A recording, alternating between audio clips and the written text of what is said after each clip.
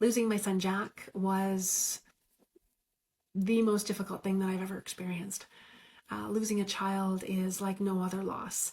And in the 9 years since losing him, I have learned some pretty valuable lessons that I wanted to share with you.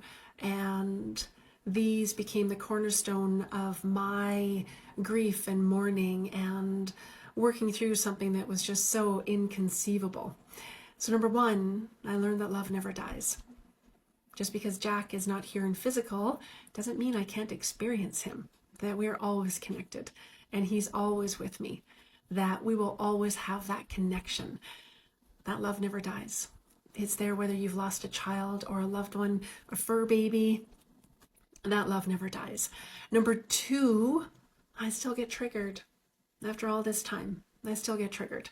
I call them pockets of grief. And, I was out at the playground a couple of months ago and there was a little boy that looks like my son.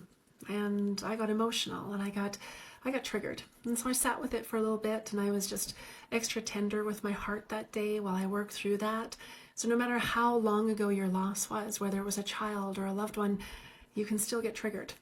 Number three, heartache and joy can coexist. There were days when I just didn't want to go on living.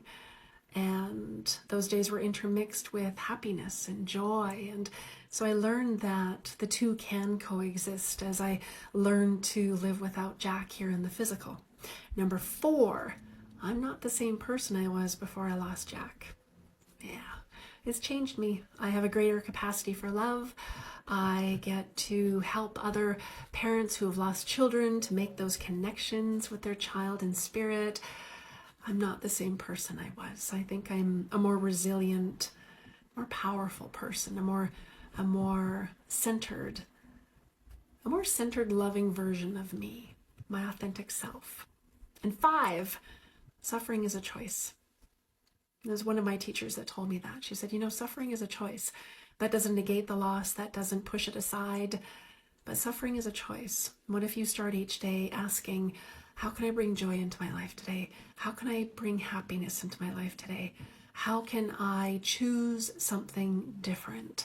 And for me, it was choosing to love and choosing to figure out a way to have Jack in my world so I can share his essence with you. Yeah. So if you've lost a child, lost a loved one, and if there is something that's helped you to get through that, I would love to hear about it in the comments below. And I'm sending you all of my love.